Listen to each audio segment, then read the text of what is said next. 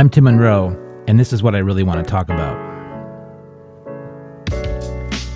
There's something fascinating about every single one of us. Everybody has a passion and a story to tell, something that lights them up. Every week I sit down with interesting people and we talk about the things that really matter to them and to all of us. It might be funny, it might be weighty, it might be weird. It's what I really want to talk about. My guest today is John Siuntres. John is a veteran Chicago broadcaster since 1991 with experience at WCSR, CBS Radio, and WSHE 100.3 FM. He's done TV spots for ESPN, CBS, and Fox Sports, and appeared on the Science Channel's Prophets of Science Fiction. In 2022, he was inducted into the Illinois State University Broadcast Hall of Fame.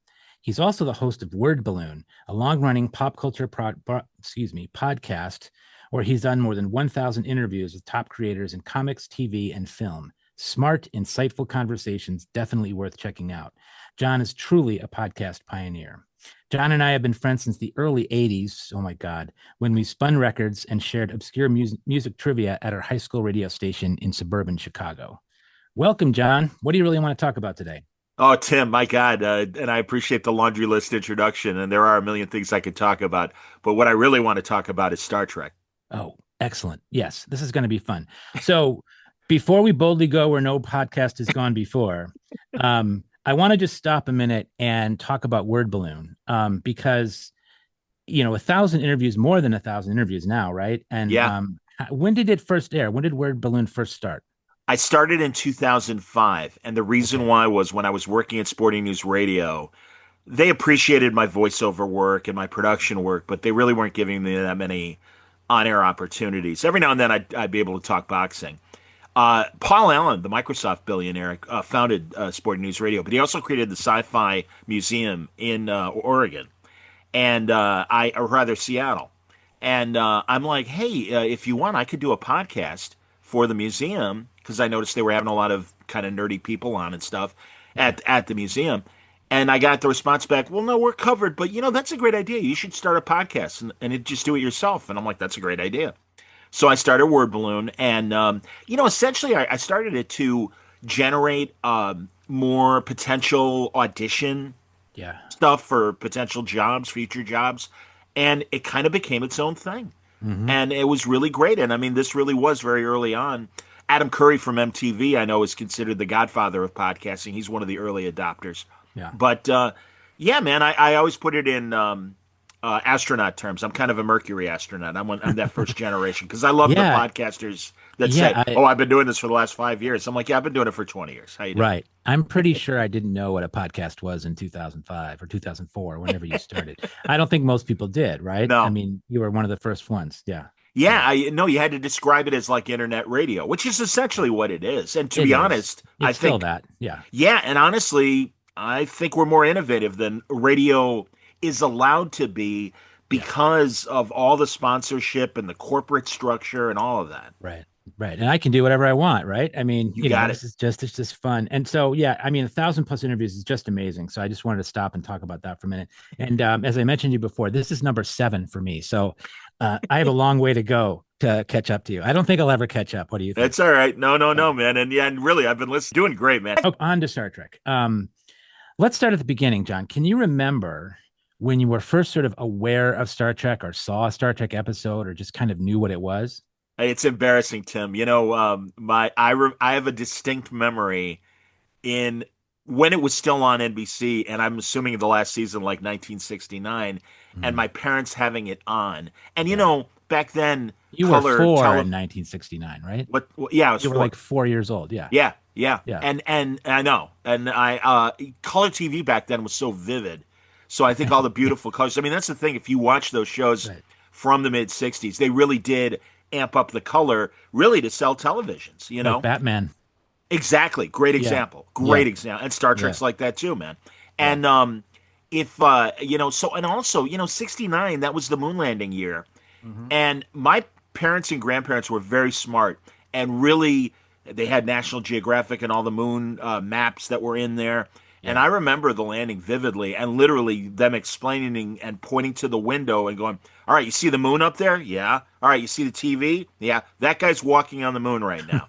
And it blew my mind. And so, Yeah. really, Star Trek, as I got older and really started to understand and watch the reruns, Right. um, it was plausible to me Yeah. because I'm like, all right, 300 years from now, we could Hmm. have a big crew on a giant spaceship tooling around Hmm. the galaxy. Why not? Yeah. We've made it to the moon. That's Yep. the next step. Yeah. Yeah. And I think it's really cool that you conflate or you sort of connect your memory to Star Trek to the actual moon landing. Because that's one of those things. I mean, even though we were very young when that happened, I think everybody our age and a little bit older has like, where were you Yes. when the moon landing occurred? Well, and Yeah. also all the subsequent Apollo space shots, and we would be in grade school, and they'd wheel in the TV, and we're watching Right. it because Right. it was historic. Yeah. I that recent Bezos space launch with the celebrities and stuff. I'm not Hmm. going to get into Hmm. the silly Yeah. stuff, but Yeah. honestly, that's the next step of passenger space Right. travel. Right. So it Yeah. really is kind of exciting that within our lifetime, we've seen these advancements. Right. So that series, the original Star Trek series with, Shatner, Nimoy, Yep. et al. So how long was that on? When did it start? How long did it run? It only ran for 3 seasons on the network, but Okay. it immediately went into syndication. And it's kind of funny because I think both NBC and the production company Paramount realized they blew it in canceling it Hmm. because it immediately became a massive success in reruns. As you remember, five For so nights a long. week. Yeah. Yeah.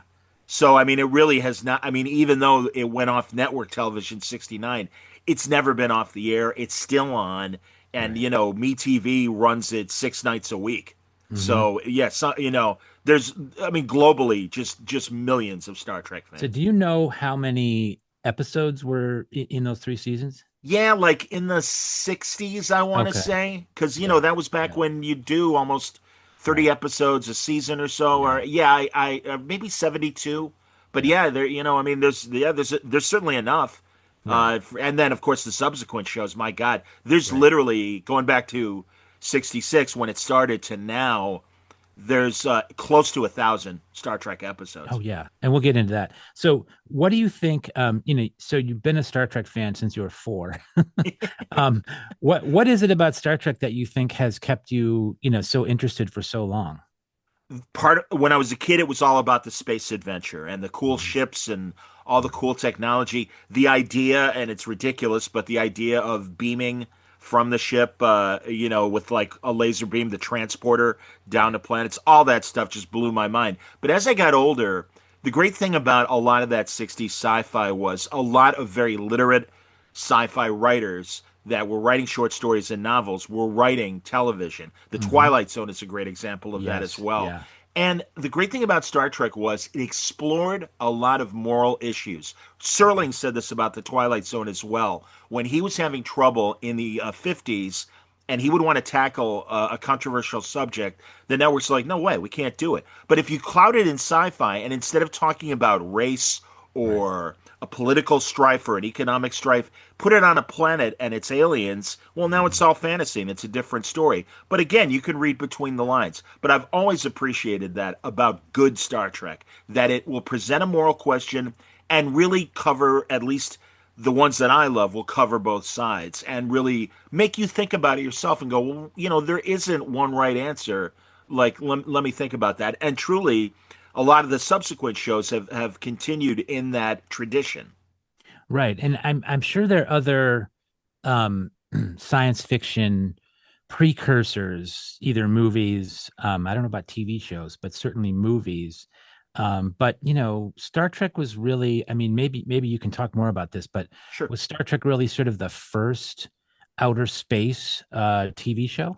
Yeah, a good like the father of Star Trek, I would say, and I'm sure it was an influence on Roddenberry when he created it, Yeah, Gene Roddenberry. yeah. The '50s movie Forbidden Planet, Okay. and it's kind of again.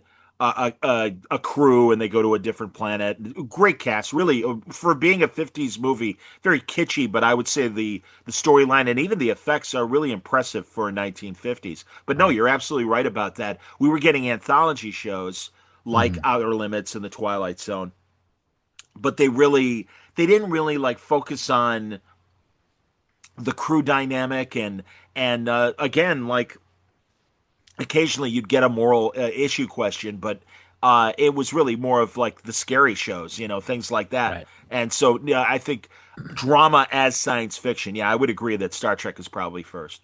Yeah, and I interviewed a guy. It's actually the first podcast I did. He talked about the TV movie marathon show Monster Vision, Yeah. and he talked about the ability of horror to sort of address societal fears and societal issues in a way that people could actually feel those things and like react to them sort of in a safe space. That's kind of Yes. the way he put it. Yeah. Yeah, I agree. No, Yeah. absolutely, man. And truly, also like the character Khan, the Ricardo Montalban character that of course a lot Yes. of people know from The Wrath of Khan, the Star Trek II movie. Right. Um the idea of Khan came from guys that were World War II veterans. Yeah. And the idea of genetic manipulation, which is what we call it today, but back then, they were making comparisons to really a lot of the experiments that were happening in Germany during World War II to Right. create a master race. Right. And there, watch out for the dangers of Hmm. that. As interesting as it might be to, I mean, and really they went for the science fiction idea of, well, now he's stronger, he's smarter, all that stuff. Well, that could, absolute power can corrupt absolutely. And again, Right. that was something they would address back in the 60s. Yeah. So you mentioned in briefly, you sort of mentioned Gene Roddenberry. So talk a little bit about him. Who was he and what was his role? Very interesting background before he got into television. He was a fighter pilot during World War II. He was Hmm. also a commercial airline pilot. He was a cop for a while, and he broke into television writing for a lot of '50s shows. He wrote for the Western Have Gun Will Travel, actually, Oh a yeah. lot of episodes of that. Uh-huh. And he had also tried a military show before Star Trek, and it was really amazing. I mean, it addressed race. It was a peacetime military show. It wasn't like combat back in the day, and it was called The Lieutenant. And it's a really smart drama, straight up drama that I would put against any great dramas of the early '60s, like Dr. Kildare or The Lawyer Shanders. A lot of societal issues, but he was having trouble with networks. So he conceived Star Trek. He sold it to them as almost a space western, a wagon train to the stars. That's what he called Yeah. it. Okay. And also this was the era of the Peace Corps, and Yeah. there are a lot of elements of what Yes. I think the Peace Corps has tried to do since its Right. inception, Right. of going to underdeveloped countries and trying to help them get going. And that's really what Yeah. Star Trek was all about, and offering to join this federation of other planets and help their not interfere, but essentially, hey, you need fresh water, we can help with that. Things like Right. that. And I think Yeah. that was a really strong '60s message, and I think it's one of the reasons why it appealed to a lot of that generation. And so Roddenberry creates Star Trek. Did he write most of the episodes? No, he had the basic idea, and then he hired Okay. writers. Occasionally, he would write Yeah. episodes. But again, man, he got the greatest horror and science fiction writers of the day. Yeah. Great people like Richard Matheson, who wrote I Am Legend. Recently, Will Smith made a movie of that. Right. But Right. also the guy who wrote, Robert Bloch, the guy who wrote, I believe, Psycho, and Okay. Joe Stefano, and a lot of named science fiction writers. The great Harlan Ellison, Yeah. wrote Yeah. one of the best episodes called City on the Edge of Forever. So, I mean, really, a lot of these sci-fi writers were very keen on getting involved in television and making some money, and maybe then progressing and moving on to movies. I have a Harlan Ellison story, which is kind of funny given what you just said. So, more than several years ago now, I worked at the public radio station in Boston, and he came in to be interviewed on one of the local shows, and the host in the intro identified him, introduced him as a science fiction writer, Oh, and that cheesed him right off. He did not like being genrefied in that way, sure. and so And then he said it again. The host said it again, and he just got up and walked out because he No was, way. Oh, yeah, that's he was really that's mad. Yeah, fantastic. he was very mad. But how can you not call him? I mean, he wrote Star Trek for crying out loud. I mean, Yeah, well, no, and yeah, you're no, and exactly. But again, Harlan was amazing. I had a handful of interactions with him via emails because I interviewed an editor that was taking a lot of his short stories and adapting them into comics. And this Mhm. was early on. It's funny when you said, a lot of people didn't know what podcasts were. And this Right. was like 2005 or six. And he's like, "What is a podcast?" And I'm like, "Well, it's kind of like internet radio. I can send you a CD if you want." "Well, good, because I don't understand this at all, and I don't know how to listen Yeah, to this." And I'm yeah, like, "Great, man! I'm getting yelled at in print by Harlan right, Ellison. I am right. honored." Yeah, yeah. Yeah, he was kind of grumpy. But anyway, so okay, so there's the original series that was the late 60s for 3 seasons. And then since then, and just in terms of the television series, and we'll get into the movies in a minute, Sure. but just in terms of the television series, there have been what, 13 series, something like that? Oh God, if I counted them all, 87 when Star Trek: The Next Generation was conceived Right. after the success of a few of the movies. Hmm. First run syndication was really a new toy in the same way that streaming is now, Yeah. and so a lot of the studios saw this opportunity to create shows beyond the four networks at that time, and Right. try to make more content, and Right. also sell them directly to local stations. And the idea was to have half advertising that the studios would set up, but also give the local stations the opportunity to sell local spots. And Hmm. it was huge. I mean, Patrick Stewart show, it exploded. The first show, Yeah. Next Generation. So we had Yeah. Next Generation, Deep Space Nine followed, Yeah. then Voyager, then Enterprise, and then there was a several-year break because I think things kind of ran out of steam and they were running out Hmm. of ideas. And Hmm. then when streaming came back in 2016 and CBS All Access started, we had Star Trek Discovery. I'm counting on my hand. Yeah. Let's see. Star Trek Picard, Star Trek Lower Decks, which is the animated show, one of Hmm. the animated shows, Star Trek Prodigy, which is a kids animated show, Hmm. Strange New Worlds. Hmm. That's nine. Am I forgetting any shows? I can't think. I think nine. I just Tell me the others. copied a list off the internet. There was something called short treks. I don't know what that is, but Short treks are kind of they really weren't a show per se. They okay. literally were like 10-minute stories in Okay. between seasons of Discovery. And did you mention Strange New Worlds? I did. And in fact, Okay. that's the current show, and it's Yeah. coming back in July. And I'm excited. Strange New Worlds features the first captain of the Enterprise before Shatner's character, Jim Kirk, Christopher Pike. Hmm. And they made a pilot with the idea of Christopher Pike. NBC rejected it, but in a very rare move, are like, yeah, but we kind of like the idea. Make another pilot. Don't make it as cerebral. Don't make it as smart. Try and dumb it Hmm. down a little bit. Yeah. Make it a little Yeah. more action. And we got the first Shatner episode, and that's the one that sold. But for years, we've all been wondering about the mysteries of Christopher Pike in his time, and there have Right. been novels and comic Yeah. book series, just dozens of stories. And now we got Strange New Worlds, so we're finally getting live action Christopher Pike adventures. So what's that's that's I think it's like 11 series or so. There you go. Yeah, yeah. If you include, yeah, So short treks and Strange New yeah, World. so Sure.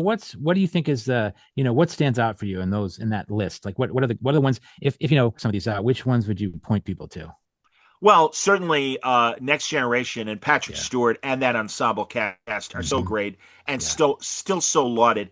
Again, we're older, so I don't know how it would run for a modern era of viewer that is coming to it cold. Although a lot of young people are still fans and are like, "Wow, I'm discovering it for the first time through streaming." Right. But my Right. favorite show was Star Trek Deep Space Nine, which Okay. was ironic because it didn't take place on a ship traveling around; it was a space station. Hmm. And that was great because you really had all these different aliens trying to get along and Yeah. having their own, preconceived notions of how their societies ran on their planets.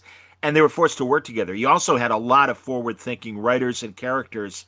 The great Avery Brooks, one of the best actors, I think, of the last 40 years, was the captain. And that was a bold move, even though it was the 90s, to Hmm. have a black captain Hmm. was a big step forward, and also Yeah. very strong female characters. Yeah. The first officer, who Kira Nerys, who was played by the great Nana Visitor, that was bold. She was shocked because she's like, this reads like a man. And they're like, well, that's the first officer. And she was thrilled to not have to be the damsel in distress. And they Right. also had a science officer that was a woman, Lieutenant Dax, played by Terry Farrell. And she was really thrilled. And really, this was really forward thinking. And it wasn't Mary and Rhoda just complaining about relationships. And I love Mary Tyler Moore, don't get me wrong. Yeah. But it Yeah. really was like women getting the opportunity to show themselves in really important roles in a kind of military organization Right. and succeeding and Yeah. really really great. And also another reason why I found Deep Space Nine fascinating, the planet they were over and monitoring was formerly occupied by a different alien race, so there were analogies to World War II or even Soviet oppression of smaller Yeah. countries. That was really interesting. And they and also it had a very interesting religious bent of what if the Pope were really the leader of a planet, and how would that all work out? So they explored things like post-occupation stress and that kind of disorder, but also really the idea of where should religion be involved in government? How much should it be? So those are pretty strong and really exciting things. But again, in that science fiction way, they could get away with it. Right. And I think, you know, I think of what a lot of people remember about Star Trek, and you sort of pointed it out, is the presence of all these different peoples from different planets, different quote unquote races of people, even different species, I suppose, right?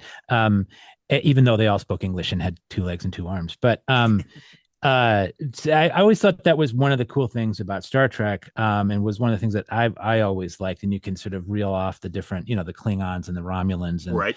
all the other ones through the years. Wasn't there one series where the captain was a woman?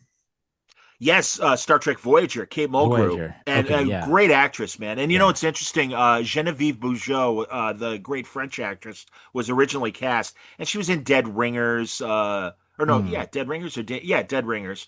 Great actress. She wasn't ready for a TV schedule, and really on the first day of shooting, she's like, "I had no idea it was going to be this hard. I don't think I can do can't this." do this. Yeah, And literally, they're like, "Oh, okay." And luckily, Kate Mulgrew had auditioned, and you know, she was unfortunately Mrs. Columbo, but she also was a soap actress and did movies. She's in Throw right. 'em Out for the Train, but she was ready, and she knew how tough it was to be a you know, in a TV schedule. But man, she stepped in right away, and literally from the very first episode, it's like, that's the captain, and then no chauvinist would deny the fact that this was a strong, authoritative woman that was very confident and comfortable being a leader.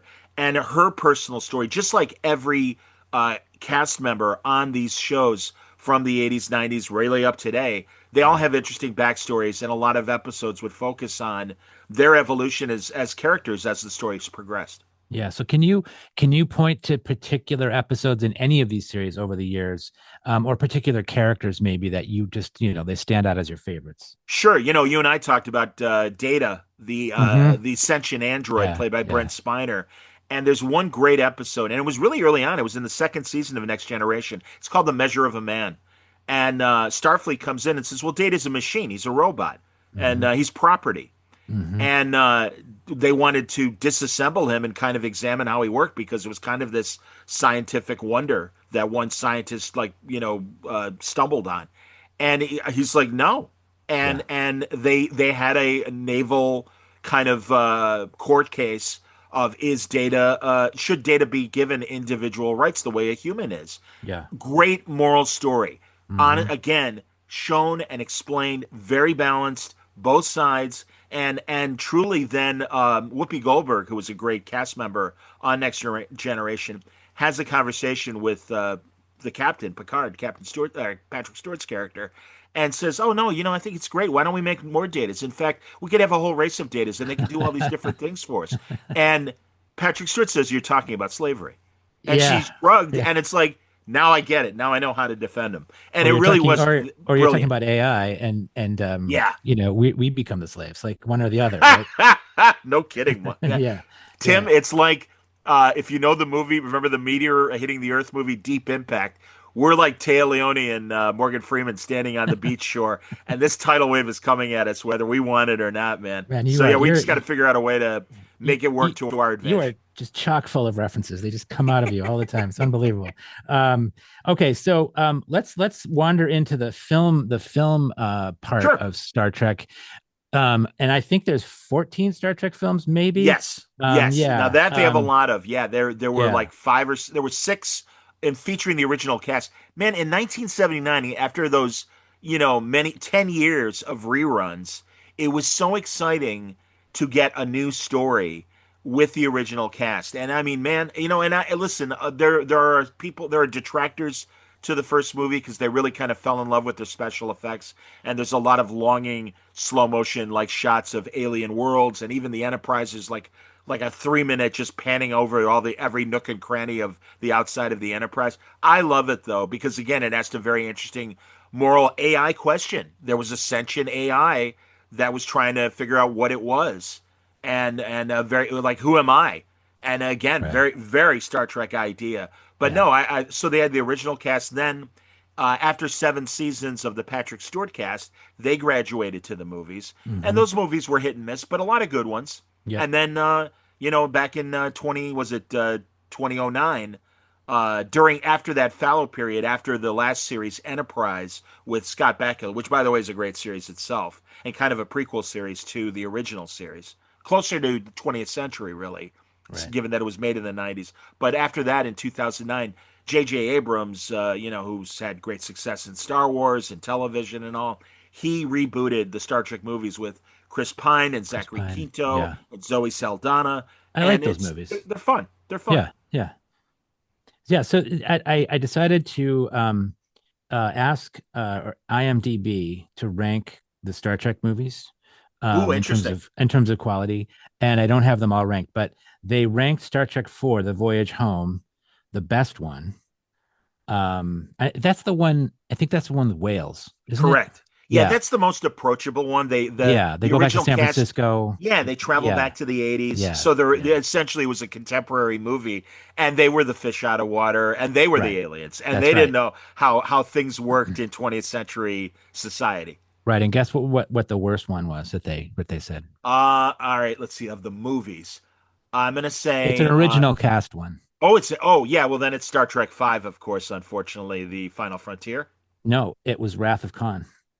The worst? They ranked it the worst. I don't know who Wrong. was doing this ranking, but that's Yeah, the one they ranked the that's worst. ridiculous. No, I man, think it was because that movie has a lot of. I mean, that movie is interesting philosophically, I think, but it sure. also has a lot of like plot holes and stuff where you're just, oh my god, that's just impossible. I mean, but it is Star Trek, so everything's impossible. Well, you yeah, know, yeah, no, but yeah, it's a sequel to an episode of the original series. Ricardo Montalban guest starred, and again, I mentioned that the concern about genetics and making a Superman. Well, he takes over the Enterprise in that episode, right. and Kirk gets it back, but understands that this is a born leader and he has a race of Supermen with him, and they need a planet to conquer. So he puts them on a planet and forgets about them essentially. Well, there's a space phenomenon that destroys basically the weather on the planet and makes it this horrible desert like wasteland. Mm-hmm. And Montalban wants revenge, and also I think it's great because really the center of it is because Kirk has been behind a desk at this point in the movie, and they put him back out in space because it's Khan, and they got to figure out how to deal with him. The whole subtext of the movie is it's a cliche now, but I'm getting too old for this stuff. And the Right. great thing is, it really examines the relationship between Kirk and Spock. They're brothers. They really, I mean, and they Yeah. really, Spock's technically the emotionless guy, but really, he just suppresses his emotions. And there's a real brotherly love between these guys. And the whole subtext of the movie, forgive my rant about the movie to Yeah. support it, Yeah. but especially if you know Star Trek, the subtext is, I don't know if I can do this anymore. And Spock's thing is, hey, we've done this a million times. We're going to do it again. Right. I've got your back. The whole crew's got your back. We're going to be fine. And then I don't think it's bad to spoil, given that it's been so many years since Yeah. It's the been a movie while. came out. Yeah. But Spock sacrifices himself to save Right. the ship, and Kirk thinks that he has solved the problem on his own, and he turns to Spock's chair and it's empty. Mm-hmm. And he gets a call from engineering. You got to come down because Spock's ejected himself to radiation in the engine room and is going Right. to die. I remember And that that scene. whole scene, oh my God. And really, like, he wants to run and save him, and he's in this sealed room, and Hmm. Scotty, the engineer, and Dr. McCoy are holding him. It's like, no, you'll flood the whole compartment. You'll kill us all. And it's like, and he goes, but he'll die. Right. And Scotty goes, sir, he's dead already. And they have that Right. incredible conversation, which frankly has been immortalized in a Hallmark Christmas element or The needs of the ornament. many outweigh the needs of the few or of the one. Yes, Is that yes. scene? Yeah. Yes, Yeah. and I mean, Yeah. and there's a callback to that because he gives him a Tale of Two Cities as a birthday present Yeah. earlier in the movie, which is another Yeah. reason why Kirk is worried about his age. And it's like, no, don't you remember the needs of the many? And Right. oh, it's just, I mean, my God, I like Yeah. every Star Trek fan is weeping because Spock is dying and Kirk is losing his best friend. Well, that's one of the things I like about Star Trek is they often weave in. I'm a literary sort, as you know, and they often weave in literary references like Star Trek Six: The Undiscovered Country. That's a reference to a Hamlet You quotation. got it.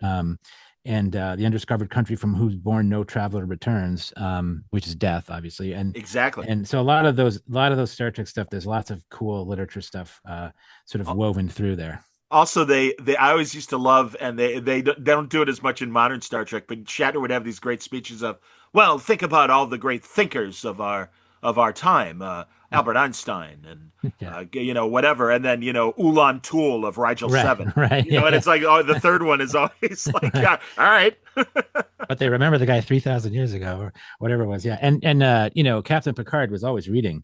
He yes. was always reading a book and referring to literature all the time. So Yeah, he was no, a big favorite. again, man, these are, and Shatner, it took a long time, I think, for everyone to catch up and realize that, yeah, Shatner can be an overactor, Right. but, especially in that original series, and don't get me wrong, Patrick Stewart's obviously Royal A Shakespeare. better actor. Yeah. Yeah, Yeah. absolutely. But Shatner, he made you believe that paper mache rock was real, or that guy in the rubbery lizard suit was a real threat. Right. And Right. it's Yeah. that kind of commitment that really sold the old show.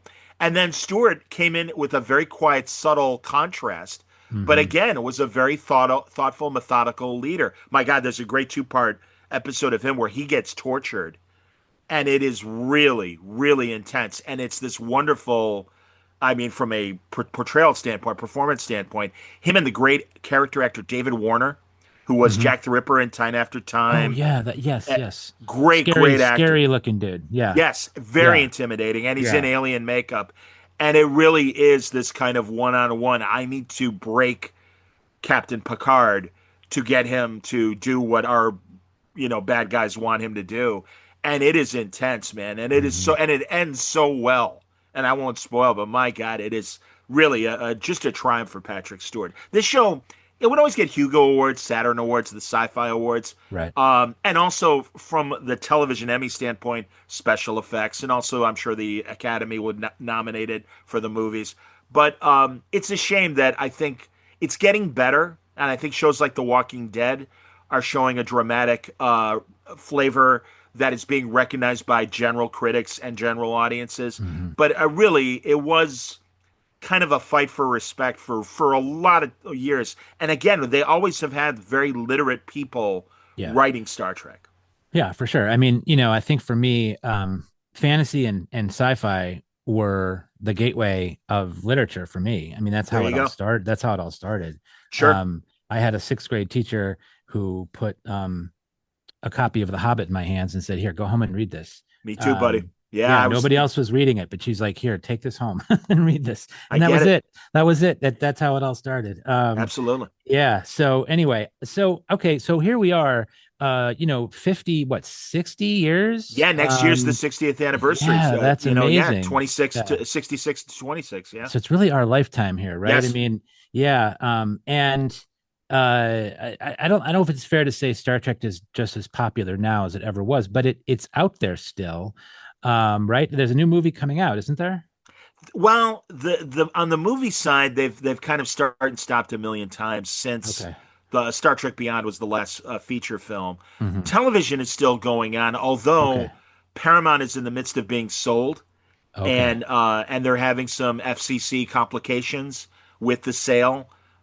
So there, Strange New Worlds is happening. There is a new show after that that is coming up called Starfleet Academy that'll start in the Right. 60th year. Right. And right now, beyond that, everyone is convinced once this deal is underway, we'll get more Star Trek, and that's Right. great because yeah, it's not as big as Star Wars, it's not as big as the Marvel movies, but internationally it's still huge. They have giant conventions Yep. all over the world every month. I mean, so many of these actors who have not been on the show literally in 40 years, or even some of the ones that were on the 60s show and are still around, they make the convention tour, and young fans are happy to get their autograph, take a Yeah. picture with them. So yeah, and also uh, still tons of comic books and novels being made. So yeah, I mean, again, I think Star Wars and some other franchises are bigger, but Star Trek's definitely in the top 10, if not the top five, of most Yeah. successful, franchises. Oh, it's got to be. By the way, is Shatner still alive? Yes, he is. He's He going to be is. 94. I Oh, think he wow. just turned 93. And he went to space in one of Bezos' rockets a Really? couple years ago. Oh, And wow. that was, I mean, truly, we were all like, wow, finally, Yeah. Captain Kirk actually makes it to space. That's amazing. You That's know? incredible. Yeah. So here we are 60 years later, right? Star Trek's still around. There's TV shows. People are still watching reruns of the old shows all the Yep. time. And you spend so much time on your podcast talking about comic books, superheroes, sci-fi, all Yep. that stuff. So you have a sort of a front row seat to all this. So what do you think is the sort of secret of the endurance of, I guess science fiction in general, but in particular this franchise? Well, again, I think it's when it's right and when it's written well, it's still great high adventure. It's a lot of fun. There's a wish fulfillment of, man, I wish I could be up there on the ship, Hmm. that Hmm. kind of thing. And again, I think finally in the 2000s, science fiction has reached a level of respectability because a lot of people like us and even the generation under us, the millennials and also I don't know, I don't consider myself Generation X. I feel like I'm too old to be Generation No, X. But again, you they're are. adults and they grew up on this stuff, Yeah, so they get it in a yeah, way that I think people older than us when we were younger, like comic books or sci-fi. Well, why don't you grow up and stop liking that stuff? yeah. Again, it's fun. I think our people our age and younger, we understand that it's okay to for leisure time to love silly things and enjoy crazy ideas, and Well, and it really respectability now. and you say silly things, but I think that sci-fi literature and even fantasy, but I really say sci-fi more. Maybe for me, has provoked more kind of deep questions, deep thoughts, deep You bet. issues than almost anything else. Completely agree, man. Even going back to Arthur C. Clarke and the ideas Yes. in 2001 is a Hmm. great example of that. No, Yeah. and also movies like that where the AI on the ship Hal Right. threatens the crew, but also there's a Hmm. great a 1970 movie called Colossus: The Forbin Project, Right. and in that supercomputer that's built for military defense keeps getting smarter and smarter and takes over the Yeah. world. And really, again, this is a movie that is 50 plus years old. It's so weird. I haven't seen anybody really put it on cable. I don't know if there's a rights issue or not, but it was based on a novel. And Right. my God, the story. I mean, the technology looks goofy as hell. It's those giant, wall computers with reel to reel tapes going and everything. But the idea of an AI taking over the world, not that far from the reality of now. And do you know that there's that Philip K. Dick short story which was made into a part of the TV series recently. I can't remember the name of the series. It's based on one of his books, but Uh huh. and it's this idea that there's a post-apocalyptic world, right? And there's a small settlement of survivors who live on the outskirts of a completely burned out, bombed out city. And somehow every day packages arrive to this place Okay. from this huge nameless corporate entity that still exists in the city. And they deliver these things, and these people have to like put it somewhere. And it turns out that this corporate monolith is run by robots that survived, and they created this settlement of basically robots so they have a market to sell products to. um, Hilarious. it's like a brilliant idea. Yes. And now it seems like that's actually what's happening. You, Like it feels real, right? Yeah, man. No, that sounds like Amazon to me. It Absolutely. And totally. I also, mean, yeah, well, Philip Dick was one of these great guys that was such a forward thinker. That's why it was so great when they conceived that series that I was on, Prophets of Science Fiction, mm-hmm, because beyond the obvious technology of robotics in corporations and mm-hmm, advancements in vehicles and all that stuff, I mean, God, go back a couple hundred years to Jules Verne postulating submarines that could really survive in 20,000 leagues under the sea, first right, men in the moon, yeah, things like that. H.G. Wells was like that yeah, too. And these were forward thinkers in what now is called that steampunk technological era. That's what we call it in sci-fi circles. And it's great that they extrapolated the possibilities using pre-electronic technology of, well, how would we get there? I mean, yeah, even Verne was like, well, if we ever did a moonshot, it would have to be kind of near the equator because that would be the best trajectory to get to the moon. And mm-hmm, boom, we create NASA, and it's based in, like, Florida and Texas, yeah. closer to the equator. Yeah, and I also think that there's this idea, when we were younger, John, and we were sort of into science fiction, whether we were reading it or watching it. You sort of think, oh, that's going to be true, like you were saying earlier. Yeah. Someday, not in the not too distant future, we're going to be able to do that. And I think a lot of us who are our age are like, huh, I'm kind of disappointed. Oh, We don't have 100%. rocket. We're not all flying around in rocket cars, and we're not doing this and that. We can't teleport to New York whenever we feel like it. Yep. I think maybe the one thing that is amazing that is what we're doing right now, like the internet, like that's the one Yes. thing that's, you think back, oh my gosh, that's incredible. Like you're in Chicago, I'm in Kentucky, and somebody in Beijing may listen to this tomorrow. I mean, 100%. it's just unbelievable. But other than that, I think a lot of us are like, this stuff's not really coming true. There was space travel, but now that's slowed down for lots of reasons. But I guess maybe it'll Jetpacks. pick up again. Tim, Jetpacks, where are the Tim, I jetpacks? thought for Yeah. sure listen, in Thunderball, the James Bond movie, James Bond is Yeah. tooling around in a jetpack, and all Yeah. those Super Bowl halftime demonstrations of jetpacks. Hmm. Hmm. I'm embarrassed to say that when I was a 10-year-old kid, I'm like, yeah, by the time that we're the age that we are now, we'll all Right. have You'll have a jetpacks. We'll jetpack. all be doing Right. that. So yeah, Yeah. where's my jetpack, everybody? What Right. the hell? Right. What's going on with that? Yeah. So they're going to have to come up with even more advanced, technology to write about because Well, but again, what's left? look at Bezos and what he is. I mean, again, listen, Yeah. I'm not like a Bezos cheerleader. I'm not Hmm. a lot of these guys, even Richard Branson, who I think a little bit better of. Hmm. But the idea of suborbital travel is really fascinating, and it is Right. pretty amazing. Yeah. So, again, steps are being made, and Yeah. I hope within our lifetime that kind of travel becomes more normalized. But again, Right. it's still early. Yeah. And I think that one of the other things that science fiction sometimes points out is that just because you can do something, just because you can create a technology doesn't mean you should. Agree. Right. Well, that Not all yes. not all technology is Well, helpful or useful, and sometimes it's quite harmful. So we're yeah. living it with AI, Tim. I mean, Right. Right. truly, especially in the creative arts.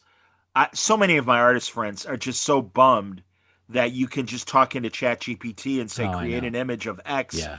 Yeah. and I'll even confess I've used it myself. And they're like, "Well, you can't hire an artist to do that," and it's like, Right. "Yeah, I can't because I don't have the money." But also, um, I mean, it's even invading the voiceover world where you're Yeah. hearing those robotic narration, and they're getting smarter and better. And really, from Right. the pure art standpoint, what's really disappointing is it's generating new stuff, but really it is an amalgam of all these previous versions of real art that was created by human beings, and Hmm. it's just spitting it out in a new combination, and that's kind of lousy. Yeah. And I think I'm hoping that, well, I don't know, but I think that real writing, good writing, it's somebody's point of view. It's a human being's point of view. It's a Correct. human being's story. It's a human being's voice.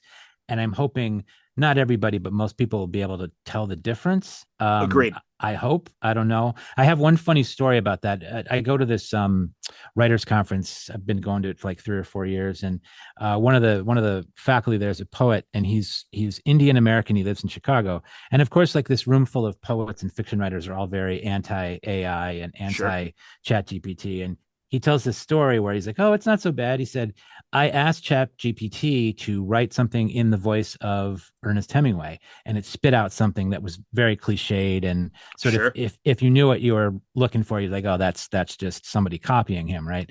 And then he said, write something in his voice, this Indian American writer who lives in Chicago, and he said, Chat GPT threw out this sentence: "In a city where curry meets jazz, dot dot dot." Wow. Wow. Yeah. And Thanks. I mean, that's just everybody, especially me. Whoever from Chicago was like, oh my God, that's the stupidest thing I've ever heard. Right. I mean, A little just racist, pick out frankly, two as well. things like, curry is Indian and jazz is Chicago. So let's just say those two things. Yeah. Wow. I Yeah. have a great story about that where, again, it's rooting for the humans. My friend Brian Azzarello, who's written a lot of comic books for DC and Marvel, wrote a great DC story. And when uh, the word is that a lot of studios might use AI to create a scenario and then Yeah. hire a writer to flesh it out. Hmm. And he's like, well, that's the beginning of the end for us. And I said, Brian, you wrote a great Superman story. And yes, there's the trappings of Superman flying and hitting things and blah, blah, blah. But it was a question of faith. It was called For Tomorrow. And he really went to a priest and was like, I don't know if I can believe in what my parents tried to teach me, both here on Earth and even my Kryptonian parents and what I've learned. And I'm like, right now, ChatGPT is incapable of associating that kind of story with Superman. And I Right. think that I go, so that is the rub. I don't know if a chat GPT AI can generate that excellent book and movie from a couple of years ago, The Martian, the Matt Damon Hmm. movie. Hmm. And, I mean, that's the thing. So I do think right now, I think we have the advantage. The AIs are going to keep getting smarter, Yeah. and it may reach that point. But Right. I also think that, like that poetry example you give, that Yeah. it might make some inadvertent, really bad missteps as Really well. dumb. Yeah. They think it's right, but it's just not. Anybody with a soul knows that that's not right. Yeah, Um, and I think we can all yeah. recognize that, man. Yeah. Honestly, when Exactly. we read or hear something, because like Facebook right now is inundated, and I guess because it intuitively knows that I love old Hollywood, they churn out videos and articles that will talk about Hollywood history, but like they'll like especially when it's narrated, they'll mispronounce a name because the Hmm. person that requested this is too young to Yeah. know how to say even something as basic as Orson Welles. They might call him Orson Hmm. Welles or Hmm. something like that, where it's Hmm. like, no, man, that's not how you say it. And Yeah. again, it's like, all right, there's your red flag. AI, you Yeah. blew it. Yeah. Yeah. So this has been a great conversation. Let's try to wrap it up, Sure. loop it back to Star Trek, where this whole thing began. And I do think we've boldly gone where at least where this podcast has never gone before. Um, so what do you think, John? I mean, Star Trek is so widely beloved by so many people. And you've been since age 4, On the ride. you've been right there. So what would you say to somebody who's like, what the hell? Why Star Trek? Why should we be interested in this? Because again, as we said, it's an analogy of a lot of current problems, and it makes you think. Hmm. And you may not realize that it's great to see that even though it's being depicted in the future, that at the base it's really still a human story, and a Yeah. lot of the moral and other ideas that we struggle with are being explored. And when they have smart writing, it's very entertaining. Plus all the bells and whistles, you get the Yeah. flying spaceships. It's a lot of Yep. action. You get, I mean, really good ones. It's naval battles in space. It Hmm. really is Hmm. submarine battles in space, or destroyers and battleships, or even pirate clippers, if Yeah. you want to go back to that. So it really has that kind of basic storytelling within the trappings of a futuristic thing. The designs are really interesting, and Mhm. again, when they're written well, the characters are well written. And I would add, as again, as kind of a literary type guy, I think some enduring characters have just been written through these stories. I mean, Yes, whether it's Captain Kirk or the Spock. original cast, Spock and Scotty and Bones, and Yeah. or Captain Picard. I mean, these are characters which are fully developed, well-rounded, and last in people's memories. And then that's the hallmark of good writing, I think. And along with their best qualities, the smart writers will also show their flaws. Absolutely. And I told you about when Captain Picard was tortured. There's an Hmm. excellent after show where he and his brother never got along, and he goes back home, and all of a sudden he starts crying to his brother about being tortured. And it's Yeah. this really like, and it's like, oh my God, this great captain, and it's like he's got that, or even Shatner managed because again, the guys, listen, we all love Shatner, but he's got a big ego, and even in a couple of his movies, he allowed people to see the flaws. You could say that about Star Trek too. Sure. Even Yeah. his movie that he directed, which I thought was going to be the worst one, The Final Frontier, Star Trek Five, Hmm. and this alien is like, I can get rid of your pain. He's like, I need my pain. It is my weakness that makes me stronger. And it's Yeah. like, yeah, Yep. that's great, man, and that's a great way to look at being a human being. Yeah. So thanks so much, John. If you're listening to this, you're probably a Trekkie or know a little bit about Star Trek. But if it's new to you, go watch the original series. Yes. Watch the Next Generation. Watch some of the movies. The more recent ones with Christopher Pine are pretty good. So check them out. I think Deep you'll enjoy Space it. Nine is my vote for the best Okay, Deep Space Nine. post original series depiction.